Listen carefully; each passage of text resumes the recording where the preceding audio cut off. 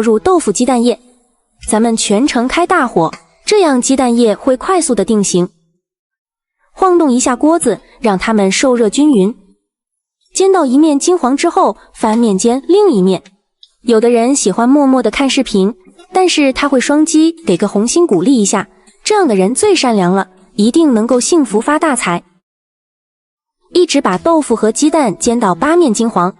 盛出来装入盘中备用。另起锅，倒入少许的食用油，油热以后倒入切好的葱姜蒜、小米辣爆香，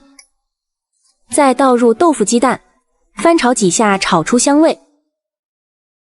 然后沿着锅边淋入我们刚才调好的料汁，翻炒均匀，盖上盖子，开小火炖3分钟左右，炖到豆腐彻底入味，把锅里面的汤汁收干，